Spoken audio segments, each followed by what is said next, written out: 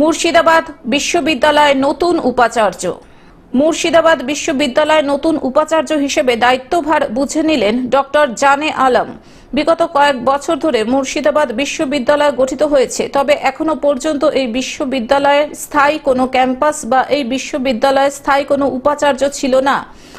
এবার মুর্শিদাবাদ বিশ্ববিদ্যালয়ে স্থায়ীভাবে উপাচার্য হিসেবে দায়িত্বভার দেওয়া হলো সরকারের পক্ষ থেকে ডক্টর জানে আলমকে। শুক্রবার মুর্শিদাবাদ বিশ্ববিদ্যালয়ের নতুন উপাচার্য হিসেবে দায়িত্বভার বুঝে নিলেন তিনি।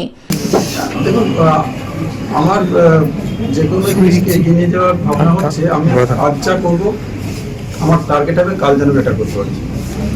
সুতরাং এখন যেটা আছে স্টেপ বাই স্টেপ আমাকে সেটা ভালো করতে হবে। আজকে ধরুন গবেষণায় যদি মুর্শিদাবাদ ইউনিভার্সিটি আজকে কোনো একটা ভালো জার্নালে পাবলিকেশন করে থাকে, ধরুন একটা ইম্প্যাক্ট ফ্যাক্টরে, পরের পাবলিকেশনটা আমার টার্গেট হবে আরেকটু বেটার। এইভাবেই আমরা ধাপে ধাপে এগিয়ে যেতে চাই। আমাদের মুর্শিদাবাদ ইউনিভার্সিটির কোনো ছাত্র যখন কোথাও চাকরি করে, আমাদের এই মুহূর্তে পরের ছাত্র যেন আরেকটু বেটার পায়।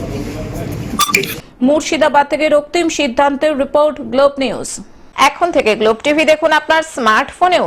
গুগল প্লে স্টোর অথবা অ্যাপল স্টোর থেকে ডাউনলোড করুন গ্লোব টিভি লাইভ অ্যাপ। এছাড়াও জিও টিভি অ্যাপ থেকেও দেখুন গ্লোব টিভি লাইভ।